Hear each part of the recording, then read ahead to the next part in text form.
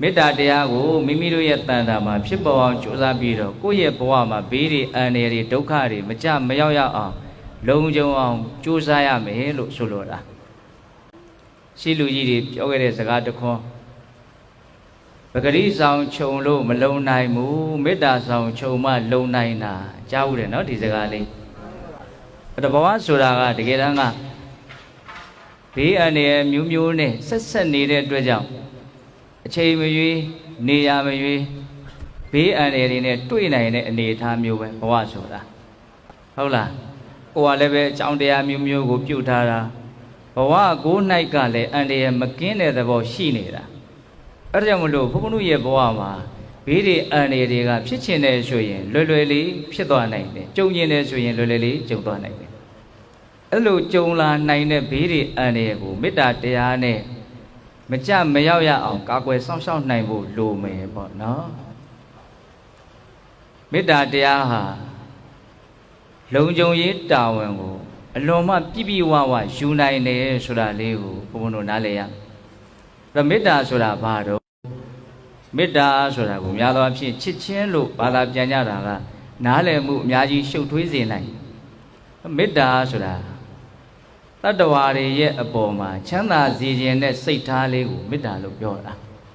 မေတ္တာကိုအဲ့လိုရိုးရှင်းရှင်းမှန်မှန်ကန်ကန်သဘောပေါက်ရတယ်နော်မေတ္တာဆိုတာဘာလဲတတ္တဝါတွေရဲ့အပေါ်မှာချမ်းသာစေခြင်းနဲ့စိတ်ထားကလေးအဲ့တော့တတ္တဝါတွေကိုကိုယ်ကချမ်းသာစေခြင်းနဲ့ဆိုရင်တတ္တဝါတွေမှာဘေးတွေအန္တရာယ်တွေကြားရောက်နေရင်မချမ်းသာနိုင်ဒါကြောင့်တတ္တဝါတွေရဲ့အပေါ်မှာချမ်းသာစေခြင်းနဲ့ဆိုရင်ပထမဥစွာဘေးတွေအန္တရာယ်တွေမတွေ့ကြပါစေနဲ့မကြုံကြပါစေနဲ့လို့စိတ်ကအဲ့ဒါလို့ညွှတ်ရတယ်နောက်တစ်ခါတတ္တဝါတွေကျမ်းမာရေးဖောက်ပြန်တယ်ဆိုရင်လည်းအဲ့ဒီတတ္တဝါမချမ်းသာနိုင်ဒါကြောင့်တတ္တဝါတွေကိုချမ်းသာစေခြင်းနဲ့ဆိုလို့ရှိရင်တတ္တဝါတွေကျမ်းမာရေးကောင်းကြပါစေလို့လည်းစိတ်ကဘယ်လိုမလို့ညွှတ်ရတယ်တခါတတ္တဝါတွေမှာစိုးရင်စရာတွေငိုကြွေးစရာတွေစိတ်ဆင်းရဲစရာတွေစိတ်ညစ်စရာတွေကြုံလို့စိတ်ဆင်းရဲနေမယ်ဆိုရင်လည်းတတ္တဝါတွေမချမ်းသာနိုင်ဒါကြောင့်တတ္တဝါတွေကိုချမ်းသာစေခြင်းနဲ့ဆိုရင်တတ္တဝါတွေနှလုံးစိတ်ဝမ်းငြိမ်းအေးကြပါစေချမ်းသာကြပါစေလို့ဒီလိုလေးညွှတ်ရဒါကြောင့်မေတ္တာပို့တဲ့အခါမှာရိုးရိုးရှင်းရှင်းဗြဟ္မာနတ်လူတတ္တဝါဟူသမျှတို့သည်ဘေးရန်ကင်းกว่าကိုယ်စိတ်နှပြချမ်းသာချမ်းသာကြပါစေဒီဆိုရိုးလေးကိုရရင်ဒါကိုတွတ်တွတ်ရွတ်နေသင့်စိတ်ကလည်းပဲတတ္တဝါတွေရဲ့ပေါ်မှာချမ်းသာစေခြင်းနဲ့စိတ်ထားလေးညှွတ်ပြီးတော့ဒီဆိုရိုးလေးကိုဆိုရပရိစိတ်တာဘာညာဝါသနာပါတယ်ဆိုလို့ရှိရင်ဒီဆိုရိုးလေးကိုတစ်ခေါက်ဆိုပြီးတိုင်းပရိတစ်လုံးချကြည့်ဟုတ်လားဗြဟ္မာနတ်လူတတ္တဝါဟူသမျှတို့သည်ဘေးရန်ကင်းกว่าကိုယ်စိတ်နှပြချမ်းသာချမ်းသာကြပါစေနောက်ပရိလေးနဲ့လုပ်မယ်ဆိုလို့ရှိရင်အနည်းဆုံးတော့108ခေါက်လောက်တော့မေတ္တာပို့ပြသွားမယ်ပေါ့နော်အဲ့ဒါကိုချိန်ပါများစွာကြိုးစားမယ်ဆိုလို့ရှိရင်တတ္တဝါတွေရဲ့ပုံမှာချမ်းသာစေခြင်းနဲ့စိတ်ကလေးဟာကိုယ့်ရဲ့စိတ်နှလုံးမှာလွယ်လွယ်ကူကူဖြစ်ပေါ်လာပြီးတော့အဲ့ဒီမေတ္တာဓာတ်ရဲ့နော်ဖြစ်ပေါ်စေတဲ့အကျိုးအာနိသင်ကိုဘုန်းဘုန်းတို့တွေဟာလွယ်လွယ်လေးရရှိမယ်ပေါ့အဲ့ဒါကိုယုံကြည်ပြီးတော့ကိုယ့်ရဲ့ဘဝမှာမေတ္တာတရားကိုပွားများခြင်းဖြင့်ဘေးတွေအန္တရာယ်တွေဒုက္ခတွေမဖြစ်အောင်မရောက်အောင်မကြအောင်ငါကာကွယ်စောင့်ရှောက်မယ်ဆိုတာမျိုးလေးဘုန်းဘုန်းတို့ဘာလုပ်ရမလို့နားလည်ထားရမယ်ပေါ့ဟုတ်ပြီလားအဲ့တော့ဒီနေရာမှာမေတ္တာတရားဟာတတ္တဝါကို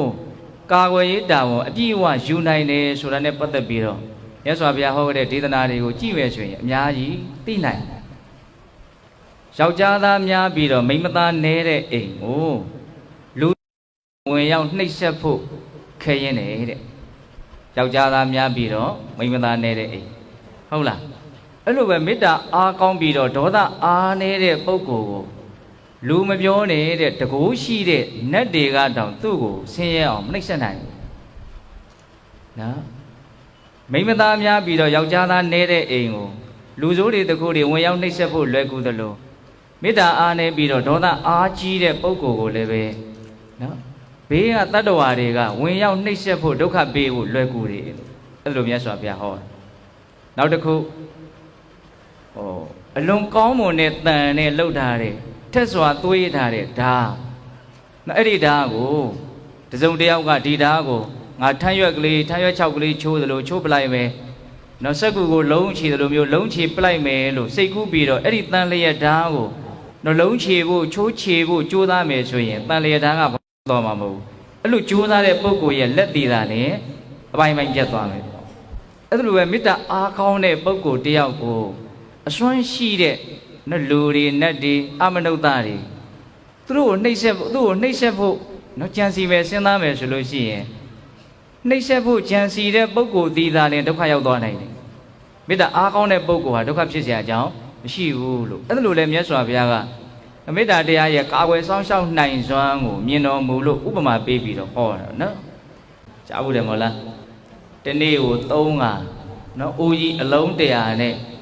အဲ့ဒီထမင်းအားထိုက်တန်တဲ့ဟင်းတွေပါချက်ပြီးတော့လှူမယ်အဲ့လိုလှူလို့ဖြစ်တဲ့ကုသိုလ်ကောင်းမှုတဲ့နော်နို့တညစ်စာကျိန်3ခါမြနွားနို့လေးတစ်ခါညှစ်လိုက်တယ်ဘယ်လောက်ကြာလဲဘယ်လောက်မှမကြာအဲ့ဒီလိုအကျိန်3ချိန်လောက်တတ္တဝါအားလုံးရဲ့ပုံမှာစောစောကဘုံဘုံပြောပြခဲ့တဲ့ဘေးရန်ကင်းစေခြင်းနဲ့စိတ်ကျမ်းမာရေးကောင်းစေခြင်းနဲ့စိတ်နှလုံးစိတ်ဝမ်းခြင်းအေးစေခြင်းနဲ့စိတ်တတ္တဝါတွေရဲ့ကောင်းကျိုးချမ်းသာကိုလိုလားတောင့်တတဲ့ဒီမေတ္တာသဘောလေးဖြစ်အောင်လုပ်မယ်ဆိုလို့ရှိရင်အဲ့ဒီမေတ္တာကုသိုလ်က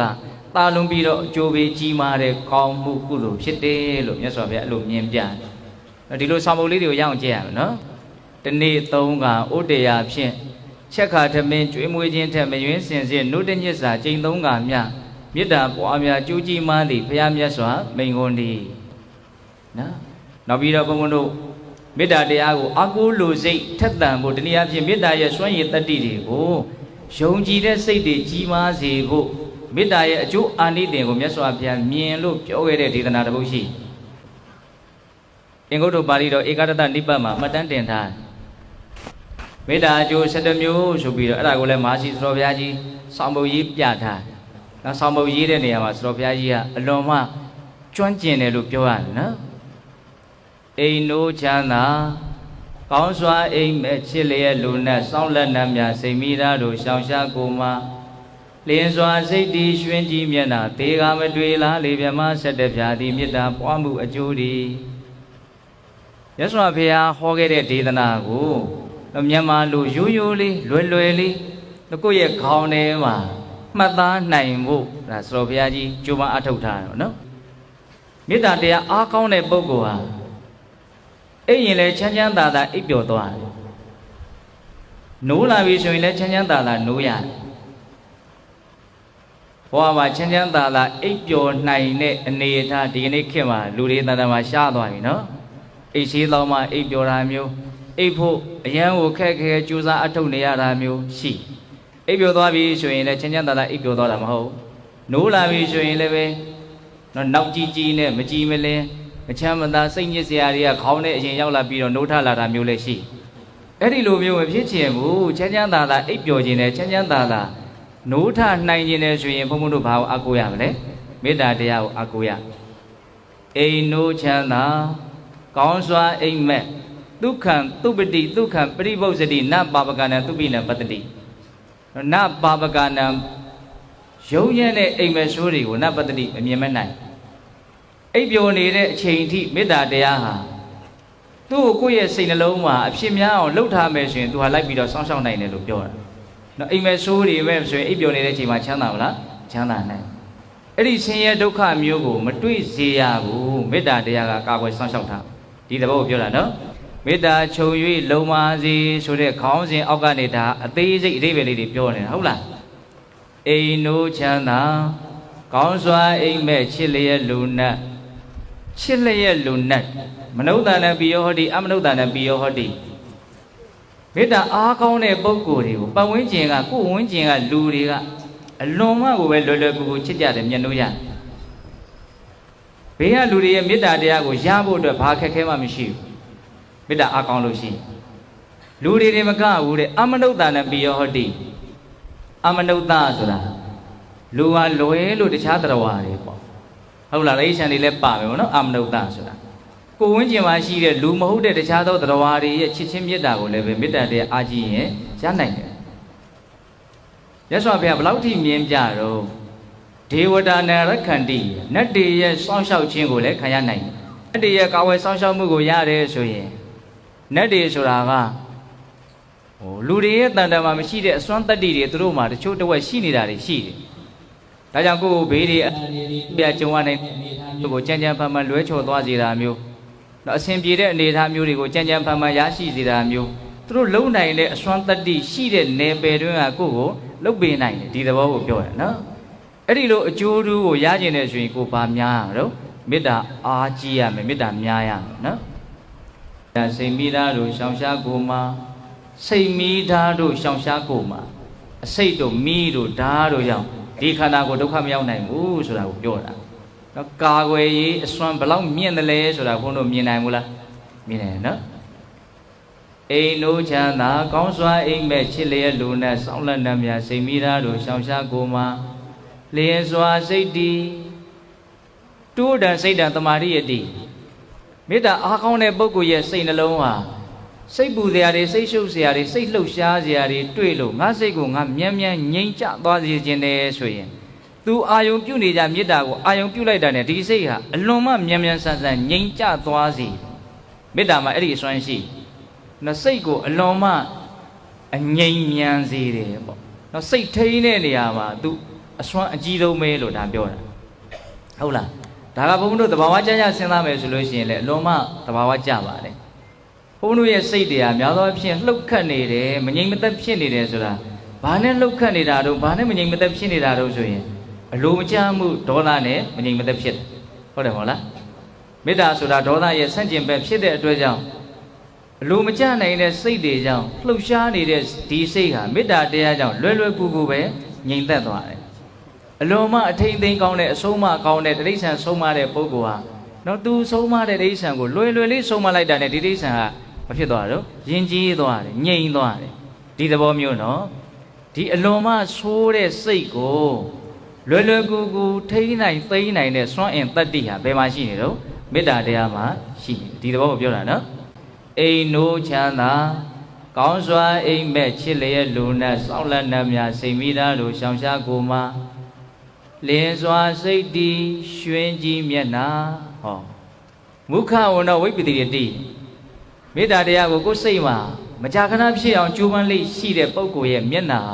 အလွန်မှကြည်လင်တဲ့တန်ရှင်းတယ်ဒီနေရာအဖြစ်မြင်ရတဲ့ပုဂ္ဂိုလ်ရဲ့စိတ်နှလုံးကိုလန်းဆန်းသွားစေတယ်ကြည်လင်သွားစေတယ်မြင်ရတာစိတ်ချမ်းသာတယ်နော်ကိုယ့်ရဲ့မျက်နာလေးကသူများရဲ့မျက်စိထဲမှာကြည့်ရတာချမ်းသာမှုကိုရစေတယ်အဲ့ဒီလိုမဖြစ်ချင်ဘူးလားဖြစ်တယ်နော်ကိုယ့်မျက်နာလေးကိုကြည့်ကောင်းဖို့အတွက်ဘုန်းဘုန်းတို့ဤမျိုးစုံနဲ့ကြိုးစားကြတယ်ဘယ်ရာကမှမေတ္တာတရားကိုမျက်နာကြည့်ကောင်းတဲ့နေရာမှာမှီတဲ့အရာမရှိဘူးဒါကိုမြတ်စွာဘုရားမြင်ပြတာဟုတ်လားအိမ်နိုးချမ်းသာကောင်းစွာအိမ်မဲ့ချစ်လျက်လူနဲ့စောင့်လက်နှံများစိတ်မိသားတို့ရှောင်ရှားကိုမှာလင်းစွာစိတ်တည်ရွှင်ကြည်မျက်နာတေကမတွေ့ဟော10ခုမြောက်အကျိုးကျေးဇူးအတ္တံဘုံလောကာလံကရောတိဘဝရဲ့နောက်ဆုံးချိန်နောက်ဆုံးချိန်ဆိုတာတေချာပေါက်ရောက်လာမှာနော်နောက်ဆုံးချိန်ဆိုတာတေချာပေါက်ရောက်လာမှာအဲ့ဒီနောက်ဆုံးချိန်ကလည်းအသက်အရွယ်ဘယ်တော့ကြာမှဘယ်ချိန်ကြာမှရောက်မလို့တိကျတဲ့သတ်မှတ်ချက်မရှိဘူးရောက်ချင်တဲ့ချိန်ရောက်လာမှာနော်ငယ်ရွယ်သူတွေနှုငယ်သူတွေဘဝပျက်စီးသွားကြတာတွေမြင်နေရတာပဲလေအဲ့ဒီပျက်စီးသွားကြတဲ့ငယ်ရွယ်သူတွေဟာလည်းပဲသူတို့ဘဝမှာငါငယ်ငယ်ရွယ်နဲ့ပျက်စီးရလိမ့်မယ်လို့သူတို့သိပြီးတော့ပျက်စီးတာလားမသိဘဲနဲ့ပျက်စီးတာလားမသိဘဲနဲ့ပျက်စီးတာမထင်မဲနဲ့ပဲဖြစ်သွားတော့နော်ကိုလည်းပဲထင်သလားမထင်ဖြစ်ချင်မထင်တဲ့ကြားတွေကပဲဖြစ်သွားမှာပဲတန်တရားတွေရှောက်အကြောင်းမျိုးစုံကိုလုပ်ခဲ့တာဖြစ်တဲ့အတွက်ကြောင့်လူဘဝမှာဘယ်၍ဘယ်မျှနေခွင့်ရှိမေကိုယ့်ရဲ့အကြောင်းတရားကိုမမြင်နိုင်တဲ့အတွက်ကြောင့်ဒီအကျိုးရလဒ်ကိုဘုန်းဘုန်းတို့ကဘယ်လိုမှခံမှန်းလို့မရဒီတဘောကိုပြောတာနော်အဲ့လိုမျိုးအချိန်မရွေးတွေ့ရနိုင်တဲ့ကြုံရနိုင်တဲ့ဒီပျက်စီးခြင်းတရားနဲ့တွေ့ပြီဆိုရင်ဘဝရဲ့ပုံမှာမမောမှုအပြည့်ရှိကြတဲ့ပုထုဇဉ်တတ္တဝါတွေဟာယာနှုံးပြီလို့တောင်ဘုန်းဘုန်းကပြောခြင်းတယ်ဘာဖြစ်ကြမှာတော့တုံလောက်ကြမယ်ခြောက်ချကြမယ်ကြောက်ရွံ့ကြမယ်ထိတ်လန့်ကြမယ်သိတယ်ဆိုတဲ့စကားကြောက်မကြခြင်းဘူးဟုတ်တယ်မဟုတ်လားသိနိုင်တဲ့ယောဂဝေဒနာဆိုမင်းတန်တန်မှာဆွဲကပ်နေပြီလို့တကယ်လို့များဆေးစစ်လို့ပေါ်မယ်ဆိုရင်ရုပ်တရက်ဘာဖြစ်ဖို့ပဲများမှာတော့မျက်ရည်ကျဖို့ပဲများမှာပေါ့ဟုတ်တယ်မဟုတ်လား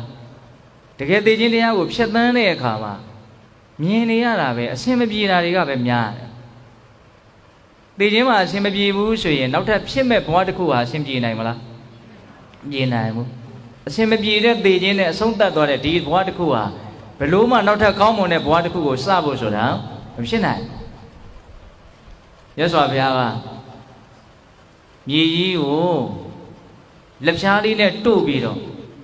သိပြီးတဲ့နောက်ကောင်းရမြတ်ရရောက်တဲ့တရားဟာငါလက်ဖြားပေါ်မှာရှိတဲ့မြေမုံပမာအလွန်မှနဲတယ်သိပြီးတဲ့နောက်ယုံညံ့တဲ့ဘဝရောက်သွားကြတဲ့တရားတို့ဒီသားလေးမဟာပရိမြေကြီးပမာအလွန်များတယ်ဟောဘာလို့အဲ့လိုမြတ်စွာဘုရားဟောရတယ်လဲဘာကြောင့်အဲ့လိုကြီးဖြစ်ရတာတော့သိခြင်းတရားကိုချမ်းချမ်းသာသာကြည်ကြည်လင်းလင်းရင်ဆိုင်ဖြတ်သန်းမှုမပြုတ်နိုင်လို့တတ္တဝါတွေအဲ့လိုဘဝဆိုးကိုရတာဟုတ်လားတနည်းပြောရရင်အသေးမကောင်းလို့နောက်ထပ်ဘဝအဖြစ်မကောင်းတာဒီတဘောကိုပြောတာနော်အဲ့တော့ဒီသိခြင်းတရားကပြောရရင်ဘဝမှာအကြီးမားဆုံးအပြောင်းလဲပဲနော်အကြီးမားဆုံးအပြောင်းလဲလို့ပြောတာအဆိုးဝါးဆုံးအပြောင်းလဲလို့မပြောဘူးနော်အပြောင်းလဲလို့ပဲပြောတာဆိုရင်လည်းဆိုမယ်ကောင်းရင်လည်းကောင်းမယ်ပေါ့နော်သေခြင်းကိုပဲအရင်ခံပြီးတော့ပြောင်းသွားတာဟုတ်လားဆိုကြပါစို့လူစင်စစ်ကနေခွေးဖြစ်သွားတယ်ဓာတ်တက်ကြီးမားတဲ့အပြောင်းလဲပဲရှာလို့တွေ့နိုင်မလို့ဒီဘက်ကအကုန်ပြီးသွားတယ်နော်နောက်ထပ်လုံးလုံးလျားလျားအပြောင်းလဲကြီးတစ်ခုဟာစလိုက်တယ်အရေးမပါဘူးလားဒီကိစ္စအရေးပါပါတယ်ဆိုတဲ့ဂျားထဲမှာမှ तू ကဘယ်ချိန်မှဒီကိစ္စကြုံလာမလဲလို့မသိနိုင်တာကိုကပိုးပြီးတော့မဖြစ်နေတော့အရေးပါနေအဲ့ဒီလောက်အရေးပါတဲ့အရေးကြီးတဲ့ကိစ္စကိုလွယ်လွယ်ကူကူချမ်းချမ်းသာသာဖြစ်ပေါ်သွားစေနိုင်တယ်ဘယ်ရာကလဲမေတ္တာတရားသေခြင်းကိုချမ်းချမ်းသာသာရင်ဆိုင်စေနိုင်တဲ့အစွမ်းတတ္တိကို तू ပေးနိုင်တယ်ပြောရရင်သေသည်အထိလိုက်ဆောင်ရှောက်မယ်ပေါ့မေတ္တာချုပ်၍လုံပါစေဆိုတာဒီအထိသွားမယ်နော်မနေ့ကတော့ဘုံဘုံပြောခဲ့သေးတယ်ဒီမလ28ရက်နေ့ကစကိုင်းမှာလှုပ်တဲ့ငလင်ရဘန်ကောက်ထိရောက်တယ်နော်အဲ့ဒါအသက်80ကျော်ဖွားတယောက်ဘုံဘုံတီရောက်လာတယ်အဲ့ဒီတုန်းကသူကဒီဘန်ကောက်မှာဆေးပြဖို့ရောက်နေ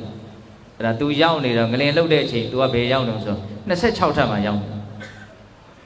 ဟာတတိုင်းလုံးစူးညာအကုန်လုံးပြေးကြလွှားကြပါနော်ဟာဒီဘေးကတော့မလွတ်တော့ဘူးနဲ့တူတယ်အဲ့သူလည်းပဲနန်းရန်တောင်းကိုဖက်ပြီးတော့တခါတည်းဒီတိုင်းပဲမလှုပ်ရဲဘူးပေါ့နော်အဲ့ဒီအချိန်မှာသူဘာအမှတ်ရလဲဆိုတော့မေတ္တာကိုအမှတ်ရတယ်ဘာလို့အမှတ်ရတာတုံးဆိုတော့သူမေတ္တာကိုလေ့ကျင့်နေတာနှစ်တော်ကြာပြီတဲ့ဘုံဘုံပွင့်လင်းလင်းလျှောက်ဇမနဲ့လူတတ္တဝါဟူသည်များဘေးရန်ကင်းကွာကုစိတ်တွေကျမ်းမာချမ်းသာကြပါစေဒါကိုရွတ်ဆိုတိုင်းစိတ်ကတစ်ထက်တည်းတသားတဲ့တတ္တဝါရဲ့ကောင်းကျိုးချမ်းသာကိုလိုလားတဲ့သဘောလိုက်နိုင်တယ်အာယုံပြုလိုက်တာနဲ့မေတ္တာကအလိုလိုဖြစ်နေတယ်အလွန်ကျွမ်းကျင်နေတယ်ပေါ့ဒီမေတ္တာထားတဲ့ကိစ္စနော်အဲ့တော့ဒီသေဘေးနဲ့တွေ့တဲ့အခါမှာဒီမေတ္တာပွားတဲ့အလေးအကျင့်လေးကရုပ်တရက်တစ်ခါတည်းရောက်လာတယ်အဲ့တော့သူ့ရဲ့စိတ်ကကြည်လင်သွားတယ်တန့်ရှင်းသွားတယ်သူကသူမေးခွန်းထုတ်တယ်တဲ့ငါဒီချိန်မှန်းသေမယ်ဆိုရင်အဆင်ပြေနိုင်မလားဆိုလုံးဝထိတ်လန့်နေတာမရှိဘူးကြောက်ရွံ့နေတာမရှိဘူးရတယ်ဖြစ်တယ်အမေတ္တာပဲရှော့ရှော့ရှူရှူလွယ်လွယ်ကူကူသူ့စိတ်နှလုံးမှာစီးဆင်းနေတယ်မေတ္တာဓာတ်ပဲစီးဆင်းနေတယ်အလွန်မှသူ့ကိုယ်သူအားရသွားတယ်ကျေနပ်သွားတယ်မေတ္တာရဲ့ပုံမှာလည်းပိုးပြီးတော့ယုံကြည်မှုထက်သန်သွားတယ်။အော်ဒီအချိန်ဒီမှာဒီအချိန်မှာငါဒီငလျင်ဘေးကြောင့်ပျက်စီးရမယ်ဆိုရင်တော့ငါယုံညံ့တဲ့အခြေအနေကိုမရောက်နိုင်ဘူး။ငါရဲ့သေခြင်းဟာယုံညံ့တဲ့သေခြင်းဘလို့မှမဖြစ်နိုင်ဘူးဆိုတော့သူကိုယ်တိုင်နားလေတယ်သိတယ်။ဒါကတယောက်နော်။နောက်တယောက်ကမန္တလေးကဘုန်းဘုန်းတို့တကာရင်းပါပဲ။သူကလည်းငလျင်လှုပ်တဲ့အခါကျတော့ဒါဘာသာရေးနဲ့ကင်းကွာရတဲ့ပုံကိုယ်တွေမဟုတ်ပါဘူး။ကိုယ့်ကိုငြိမ်းအောင်အေးအောင်ချမ်းသာအောင်ကောင်းမွန်အောင်နေတဲ့အလေးအထားရှိတဲ့ပုံကိုယ်တွေကြီးပဲ။ဘာလို့နေတော့အဲ့ဒီချိန်မှာ तू ဘုရားဝတ်တက်နေတယ်ဘုရားကမလို့တက်တာတုံးဆိုတော့တရားထိုင်မလို့တက်တာတရားထိုင်မလို့ဘုရားတရားတန်ခါကိုအရင်ရှိခိုးနေတဲ့အချိန်မှာငလင်လှုပ်တာနေ့လေသားလေးစားပြီးတော့နော်သူ့အိမ်ကအလွန်ခိုင်ခန့်စွာစောက်ထားတယ်အိမ်ဘာမှပျက်စီးတာမရှိဘူးဒါပေမဲ့လို့အဲ့ဒီသူ့ဘုရားဝတ်တက်နေတဲ့ရှေ့ကနော်ကျွန်းသားဘုရားရှင်ကြီးကရှေ့ကိုတပေလောက်ရွေ့လာအလွန်ပြင်းထန်တယ်သူ့ရဲ့ဘေးဝဲရအိမ်အကုန်ပြိုတယ်သူတလုံးမှမပြိုဒါပေမဲ့ तू ကဘာဖုံဖုံကိုဘာလျှောက်တုံးဆိုဘုံနဲ့လည်းအလွန်ရင်းနှီးတာဟုတ်သေရမှာရမ်းကြောက်တယ်သူ့ကိုယ်သူအစာတုံးက तू ဟာသေခြင်းတရားကိုဒီလောက်ကြီးကြောက်ရွံ့ထိတ်လန့်လိုက်မယ်လို့ထင်မထားဘူးဒါလည်းပဲသဘာဝကြပါတယ်တကယ်သေမယ်လို့မှမထင်သေးတာဟုတ်ပဲကြောက်တော့အဲ့ဒီလိုမကြောက်ချင်းမျိုးဖြစ်မှစိုးရတယ်နော်ကျော်သေမှာမကြောက်ပါဘူးသေတဲ့နေ့မွေးတဲ့နေ့လွယ်လွယ်ပြောတာနော်ဘာလို့မကြောက်တာတော့သေမယ်မထင်သေးလို့မကြောက်တာပါကိုကိုပြပြဝဝနားမလဲတာပေါ့ဟုတ်လားအ အခုအဲ့ဒီမှာသူလူတောင်ရွေ့သွားတယ်ဘလို့မှဆင်းပြေလို့လည်းမရဘူးဟာဒီဟာကြီးကတော့တကယ်ကိုစိုးစိုးဝါးကြီးဖြစ်ပြီးငါတော့သေတော့မနဲ့တူတယ်ဆိုတော့ဘာဖြစ်သွားတော့စိတ်ထဲကရှောက်ရွံ့တယ်ထိတ်လန့်တယ်တုန်လှုပ်တယ်အဲ့တော့သူကဘာပြောတော့ဆိုတော့ဘာသာရေးအများကြီးလိုက်စားရတယ်စိတ်ကောင်းနှလုံးကောင်းအများကြီးရှိအောင်ကြိုးစားရတယ်ကုသိုလ်တရားနဲ့ဘာသာတရားရှုတော့ရတယ်အမျိုးမျိုးလုပ်ပြီးတော့ငါသေတဲ့ချိန်မှာချင်းချင်းသာသာဖြစ်အောင်ဆိုတဲ့ရည်ရွယ်ချက်နဲ့ကြိုးစားနေတဲ့လူတယောက်တကယ်သေခြင်းတရားနဲ့စစ်ဆေးလိုက်ပြီလဲဆိုရောအဖြေကပါလဲကောင်းသလားမကောင်းအဲ့တော့သူကိုယ်သူအားမရနိုင်ဘူးပေါ့ဒီကနေ့မှာဘုံဘုံအရှင်းပြအောင်ဘယ်လိုလုပ်ရမလို့နော်ဒီပြဿနာကိုဘုံဘုံတို့ကအလွန်ကြီးမားတဲ့ပြဿနာတည်းအနေနဲ့မြင်ထားနိုင်ဖို့လိုမယ်နော်ဟုတ်လားအဲ့တော့ပြောရင်တာပါလဲအလွန်ကြီးမားတဲ့တကယ်လဲအရေးပါတဲ့ဒီပြဿနာကိုလွယ်လွယ်ကူကူနဲ့ပြည်လေစွာဖြေရှင်းနိုင်မဲ့နေလံဘယ်မှာရှိနေလဲမေတ္တာတရားမှာရှိ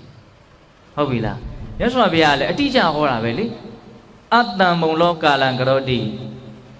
နော်အလွန်တုံလုံးခြောက်ခြားစရာကောင်းတဲ့ဒီသေခြင်းတရားဒါနဲ့တွေ့လာတဲ့အခါမှာဘာမှတုံလုံးမှုမရှိဘူးခြောက်ခြားမှုမရှိဘူးတည်ငြိမ်အေးချမ်းမှုအပြည့်နဲ့ရင်ဆိုင်နိုင်စွမ်းကိုရစေလိမ့်မယ်မေတ္တာတရားမှာအဲ့ဒီစွမ်းဟာရှိကိုရှိနေတယ်ဘုန်းဘုန်းတို့ကဘဝရဲ့ပေါ်မှာအလွန်မှကြီးမားတဲ့အတိုင်းအတာနဲ့မမောထားတာနော်ဆုပ်ကင်ထားတာနော်ဒါပျက်စီးပြီဆိုရင်ဘုန်းဘုန်းတို့ကဆွန့်လွတ်ခြင်းသည်ဖြစ်စေမဆွန့်လွတ်ခြင်းသည်ဖြစ်စေဘာလို့ရတော့မှာတော့ဆွန့်လွတ်ရတော့မှာအဲ့ဒီအချိန်မှာဒီစိတ်ကအဆင်ပြေနိုင်မလားကြည်ဘူးရတော့လုံးဝအဆင်မပြေနိုင်ဘူးအဲ့ဒါကိုဘုန်းဘုန်းတို့အဆင်ပြေဖို့ဆိုရင်နီလန်ပေါင်းများစွာတဲ့ကဒီနီလန်ကိုဘုန်းဘုန်းတို့အာကိုအာရမှုပြုထားစေခြင်းနဲ့ပေါ့မေတ္တာတရားရဲ့ပေါ်မှာတော့၅ပါးသီလပြည့်စုံတဲ့စင်ကြယ်တဲ့ဆိုရင်လည်းသိခြင်းတရားကိုတည်တည်ငြိမ်ငြိမ်ချမ်းချမ်းသာသာရင်ဆိုင်နိုင်စွမ်းရှိစေလိမ့်မယ်လို့ဒီလိုမြတ်စွာဘုရားဟောတာရှိပါတယ်သို့တော့အခုဘုန်းဘုန်းတို့ကပြောနေတာတော့မေတ္တာတရားကိုပြောနေတာနော်အိမ်တို့ချမ်းသာကောင်းစွာအိမ်မဲ့ချစ်လျက်လူနဲ့စောင့်လက်နှံများစိတ်မိသားတို့ရှောင်ရှားကိုမှာလင်းစွာစိတ်တည်ရွှင်ကြည်မျက်နှာသေကာမတွေ့လားလေမြမဆက်တဲ့ဖြာသည်မေတ္တာပွားမှုအကျိုးဒီဟောနောက်ဆုံး7ခုမြောက်အကျိုးကြီးဆိုရမှာလေတော့လားလေမြမဘဝတွေထဲမှာမြမဘဝဟာအမြင့်ဆုံးဘဝတချို့ဘာသာတရားတွေဟာမြမဘဝကိုပတ်နိုင်ထားပြီးတော့ကိုယ်ဝယ်ကြတာယုံကြည်ကြတာတောင်ရှိတယ်နော်အမြင့်ဆုံးဆိုတဲ့ဘဝကိုပို့နိုင်တဲ့အစွမ်းနောက်ကောင်းတဲ့ဘဝကိုပို့တဲ့နေရာမှာလူဘဝနတ်ဘဝလောက်တည်းမကဘူးအဲ့ဒါထက်မြင့်မားတဲ့ဘဝကိုတောင်ရောက်အောင်ပို့နိုင်တဲ့အစွမ်းဘယ်သူမှရှိနေတော့မေတ္တာတရားမှာရှိနေတယ်ဒါကြောင့်ဘဝမှာအထူးသဖြင့်အန္တရာယ်ထူပြောတဲ့စိတ်မချရတဲ့စိတ်မအေးတဲ့နဲ့ဒီလူဘဝမှာမေတ္တာတရားရဲ့ကာကွယ်စောင့်ရှောက်မှုကိုယုံကြည်မှုအပြည့်နဲ့ဘုန်းဘုန်းတို့ယူထားနိုင်ဖို့ဒါကိုဥတည်ပြီးတော့ပြောတာပါဟုတ်လားမေတ္တာခြုံ၍လုံပါစေဆိုတာဒါကိုပြောတာမေတ္တာတရားရဲ့စွမ်းအင်များစွာတဲ့ကပေါ်လွင်ထင်ရှားနေတဲ့စွမ်းအင်ကဘယ်စွမ်းအင်လဲလို့မေးရင်လုံခြုံမှုဖြစ်စေတဲ့စွမ်းအင်ပဲဟုတ်လားဒါကလည်းပဲကံကံရဲ့ကျိုးရှုတော့ကြည့်မယ်ဆိုရင်လည်းအလွန်မှလက်ခံခြင်းစရာကောင်းပါတယ်ဆိုကြပါစို့ကိုကသူများပုံမှာမေတ္တာထားတယ်ဆိုတာဘာတော့ဘေးရန်ဖြစ်စေခြင်းမူချမ်းသာရေးကောင်းစေခြင်းနဲ့ချမ်းသာစေခြင်းနဲ့ဒုက္ခပေးဖို့နေနေသားသားချမ်းကိုချမ်းသာစေခြင်းသေးတာဒီသဘောနော်ဒီစိတ်ထားမျိုးဟာကိုယ့်ကိုဘယ်သူကဒုက္ခပေးလို့စိတ်ကိုဖြစ်စေတယ်မလဲဖြစ်စေမလဲမဖြစ်စေနိုင်ဒုက္ခမပေးခြင်းနဲ့အပြင်ဘာပေးခြင်းသိပေါအောင်လို့ဘေးကလူတွေရဲ့စိတ်ထဲမှာချမ်းသာမှုအစဉ်ပြေမှုကိုသာဖြစ်စေခြင်းလိမ့်မယ်တက်နိုင်တယ်များကိုကြီးဆောင်ပါခြင်းလက်ဤဆောင်ပါခြင်းနဲ့ကိုယ့်ကိုအစဉ်ပြေအောင်သာပံ့ပိုးလိမ့်မယ်ကိုယ်ဒီမှာဘာရှိဖို့တော့မလို့မေတ္တာရှိဖို့တော့လို့နော်ဒါကြောင့်မလို့ဒါတရားရဲ့ပထမပိုင်းဆိုရပါစို့ကိုယ့်ရဲ့ဘဝမှာနော်အစဉ်ပြေစွာဖြတ်သန်းနိုင်မှုဒီဘဝတွေအားကိုးရမှာမဟုတ်ဘူးနော်နောက်ဘဝအဆက်ဆက်လည်းပဲပို၍မြင်မာတဲ့ကောင်းမွန်တဲ့ဘဝတွေကိုရစေနိုင်သောရှိလူဘဝရတာချင်းအတူတူမေတ္တာဓာတ်ရဲ့အကျိုးပေးမှုကိုခံရတဲ့လူတစ်ယောက်ရဲ့ဘဝဟာအလွန်မှအဆင့်တန်းမြင့်လိမ့်မယ်ဆိုတာကိုဘုံဘုံတို့သိနိုင်တယ်ပေါ့ဒါကြောင့်ဘဝထဲမှာအရှင်ပြေဖို့ဘဝတွေကောင်းတဲ့ဘဝတွေကိုရရှိဖို့ဒါတရားရဲ့အခြေခံသဘောလေးကိုပြောတာတခြားသောကုသိုလ်ကောင်းမှုတို့ထက်တခြားသောသူတော်ကောင်းတရားတို့ထက်ဒီမေတ္တာတရားဆိုတဲ့ကုသိုလ်ကောင်းမှုမေတ္တာတရားဆိုတဲ့သူတော်ကောင်းတရားကပူမှုပြီးတော့စွန့်ရည်တတိကြီးမားပါတယ်ဆိုတာလေးကိုဘုံဘုံတို့မြတ်စွာဘုရားရဲ့ဒေသနာတွေကိုအမိပြုပြီးတော့နားလည်နိုင်စွမ်းကိုမြင့်တင်ဖို့ကြိုးစားကြတဲ့သဘောပဲဘုံဘုံပြောတာသဘောပေါက်ရလားမသိဘူးပေါက်ပါတယ်ဗျာမေတ္တာခြုံ၍လုံပါစေ